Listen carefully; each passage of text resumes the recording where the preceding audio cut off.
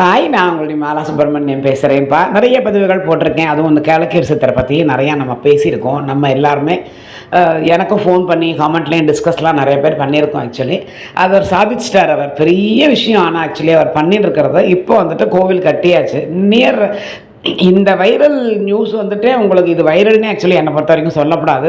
தெய்வத்துடைய ஒரு இதுதான், இதை அனுகிரகம் தான் சொல்லணும். ஏன்னா சித்தர்கள் அப்படின்னாலே அவெல்லாம் தெய்வத்துக்கு சமந்தான் உனக்கு.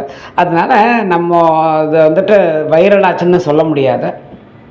நிறைய பேருக்கு நிறைய நல்லது நடந்திருக்கு. நிறைய பேருக்கு நினச்ச காரியங்கள் சித்தி அடைஞ்சிருக்கு. நிறைய பேர் இதனால் சந்தோஷப்பட்டிருக்கா. அதாவது கோடிக்கணக்கில் ரீச் ஆகிருக்கு. ரொம்ப ஷார்ட் பீரியடில் கோடிக்கணக்கு மக்கள் வந்துட்டு, கணக்கான மக்கள் இதை வந்துட்டு பயனடைஞ்சிருக்கா, ஒன்று நம்பியிருக்கா, எத்தனையோ நம்ம சொல்லலாம். அதே மாதிரி இவர் கோவில் கட்டுறேன் அப்படின்னு சொன்னதை வந்துட்டு சும்மா ஒரு பேச்சுக்காக சொல்லாமல் உண்மையாகவே 1 ஏக்கர் நிலம் அந்த அளவில் ரொம்ப அழகான ஒரு அவருடைய சிலையும் ஆக்சுவலி நான் போன வீடியோவில் நான் பதிவிட்டிருந்தேன். அவர் போட்டிருந்தார். அது ஆக்சுவலி வந்துட்டு நான் சொல்லியிருந்தேன், மேபி அந்த கருப்புசாமியோட சாயல் அவருக்கு இருக்கா மாதிரி இருக்குது. அந்த கருப்புசாமியோட சிலை அந்த மாதிரி இருக்குதுன்னு நான் போட்டிருந்தேன். ஆக்சுவலி மேபி அந்த பதிவை நீங்கள் பார்த்துருப்பேன்னு நினைக்கிறேன். ஸோ நம்ம வந்துட்டு உண்மையாகவே நம்ம இந்த மாதிரி எல்லாம் பண்ணுறதுக்கு தெய்வத்துடைய அனுகிரகமும் சக்தியும் நம்ம பக்கம் இருந்தால் மட்டும்தான் இதை பண்ண முடியும்.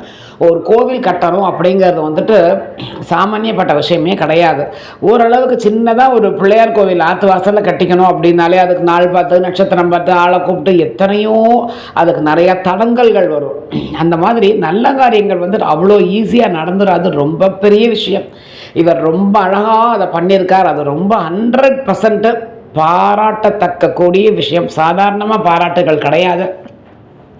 ரொம்ப பெரிய விஷயம் இது. தெய்வ அனுகிரகமும் சக்தியும் அவருக்கு இருக்கிறதுனால தான் அவரால் இந்த அளவுக்கு இதை பண்ண முடிஞ்சுது அப்படிங்கிறத இதை வந்துட்டு நம்பாத்தவா எல்லாருமே நம்பியிருப்பான்னு தான் நான் நினைக்கிறேன். நான் உள்பட நான் சொல்கிறேன். ஏன்னா இது சாமானிய விஷயம் கிடையாது. ஸோ 11ஆம் தேதி மே மாதம் ஞாயிற்றுக்கிழமை மூல நட்சத்திரத்தில் இது வந்துட்டு அவள் பண்ணுறா. இந்த மாதிரி பிரதிஷ்டை பண்ணுறா. காத்தால் 5 மணிலேருந்து யாகம் தொடங்குறது அப்படின்னு சொல்லியிருக்கான். அன்னைக்கு ஃபுல்லாக திருவிழா கோலமாக தான் இருக்கும் அப்படின்னு சொல்லி அவரே வீடியோவில் சொல்லியிருந்தார். அங்கே வரவாளுக்கு மட்டும்தான் அந்த கேளக்கீர் சித்தருடைய படமும் ஃபோட்டோவும் அண்ட் 2வது ஒரு இது மந்திரம், அதாவது கேளக்கீர் சித்தர் நமங்கிறது முதல் மந்திரம். 2வது மந்திரம் நான் அங்கே வரவாளுக்கு மட்டும்தான் சொல்லுவேன் அப்படின்னு சொல்லி. பட் எனிவே அது வெளியில் வரும், அது வேறு விஷயம். பட் ஸ்டில் அங்கே போய் பார்த்தான்னா அந்த தண்ணியெல்லாம் வெள்ளமெல்லாம் நம்ம தெளிச்சுக்கின்றாலே ரொம்ப புண்ணியம், ரொம்ப விசேஷம். ஸோ முடிஞ்ச வரைக்கும் அந்த மே மாதம் 11ஆம் தேதி ஞாயிற்றுக்கிழமையில தான் வருது. ஸோ எல்லோரும் வரணும் அப்படிங்கிறதுக்காக தான் அவர் ஞாயிற்றுக்கிழமையில் பண்ணியிருக்கார். இந்த அளவில் அவர் மக்களுக்காக பண்ணுறது அப்படிங்கிறது சாமானியப்பட்ட விஷயம் இல்லை. இடையில கொஞ்சம் முரண்பாடுகள் என்னமாவது பேச்சுவார்த்தைகளில் இருந்தாலுமே இவரை மாதிரி ஒரு சாதிக்கக்கூடிய ஒரு மனுஷனை பார்க்கறது அப்படிங்கிறது ரொம்ப பெரிய விஷயம். தெய்வத்துடைய அனுகிரகம் அவருக்கு இருக்குது, இல்லைன்னு சத்தியமாக சொல்லவே முடியாது. ஸோ அதனால் முடிஞ்ச வரைக்கும் அந்த ஞாயிற்றுக்கிழமை எல்லாரும் இந்த ஈரோடு மாவட்டத்திற்கு போய் அந்த பவானி வட்டம் அந்த பக்கத்தில் தான் இருக்குதுன்னு சொல்லியிருந்தார். அட்ரஸ் கூடி ஆக்சுவலி அவர் கொடுத்துருந்தார். முடிஞ்ச வரைக்கும் அங்கே எல்லாருமா நானும் போகலான்னு நினைக்கின்றேன். அவர் சித்தர் நம்மளை அழைச்சிக்கட்டும். ஸோ போயிட்டு வந்து அந்த வெள்ளம் தெளிக்கணும். அந்த வெள்ளம் வந்துட்டு இமாலய 11 வெள்ளம் அதில் தெளிக்க போகிறேன், அதில் சேர்க்க போகிறேங்கிற மாதிரி சொல்லியிருந்தார். இதில் இமயமலையிலிருந்து அதுக்கப்புறம் காசி தீர்த்தம், கங்கை தீர்த்தம், கங்கா, யமுனா, காவேரி, அதுக்கப்புறம் திருவேணி சங்கமம், அதுக்கப்புறம் இதில் இருந்து ஏழுமலையான் தீர்த்தம், இந்த மாதிரி 11 வகையான தீர்த்தத்தையும் அதில் நான் கலந்து பண்ண போகிறேன் அப்படின்னு சொல்லியிருக்கா.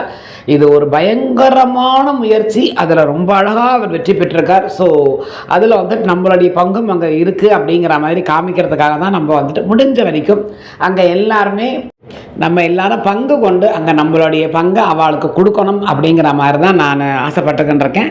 ஸோ தயவு பண்ணி எல்லாரும் அங்கே வாங்கோ, அவருடைய ஆசீர்வாதமும் நமக்கு கிடைக்கட்டும். நம்ம வந்துட்டு நம்மளுடைய பங்கு நாங்கள் வந்திருக்கோம், உங்களுக்கு நாங்கள் சப்போர்ட்டுக்கு இருக்கோம் அப்படிங்கிற மாதிரி அசோக்குக்கு நம்மளுடைய வாழ்த்துக்களையும் சொல்லிடலாம். இப்போவுமே ரொம்ப பெரிய விஷயம் கேட்குறதுக்கும் அதை பார்க்குறதுக்கும் ரொம்ப சந்தோஷமாக இருக்குது. 6-7 மாதத்துக்குள்ளே இப்போ ஏற்பட்ட ஒரு கோவில் அமைச்சு சிலையை வைக்கிறது அப்படிங்கிறது சாமானிய விஷயமே கிடையாது. அவருக்கு 100% தெய்வத்தோடைய அனுகிரகம் இருக்குது, சித்தருடைய அனுகிரகம் இருக்கிறதுனால தான் அவரால் இதை பண்ண முடிஞ்சது. ஸோ எல்லாருடைய வாழ்த்துக்களும் எல்லாருடைய இதையும் அவருக்கு சேர்ந்து ஆயுளோடு அவர் ரொம்ப நாளைக்கு சந்தோஷமாக வியாதி இல்லாமல் இந்த மாதிரி நிறைய தெய்வத்துடைய இதை எல்லாருக்குமே கொடுக்கணும், அவர் பங்கு வகிக்கணும்னு சொல்லிட்டு நம்ம எல்லாருமே வேண்டிக்கலாம். அவர் அசோக் அது கஷ்டமே இல்லாமல் மேலே மேலே 1000 காலம் சந்தோஷமாக பொண்டாட்டி குழந்தைகளோட வியாதி வைக்க இல்லாமல் சந்தோஷமாக தொங்க தாலியை கட்டிட்டு அவள் ஒய்ஃபு நன்னா இருக்கட்டும், கஷ்டமே இல்லாமல் அவள் சந்தோஷமாக இருக்கட்டும். நானும் வேண்டிக்கிறேன், எல்லாரும் வேண்டிக்கோங்க. ஓம் கேளக்கேர் சித்தர் நமோ நமக, ஓம் கேளக்கேர் சித்தர் நமோ நமக, ஓம் கேளக்கேர் சித்தர் நமோ நமக.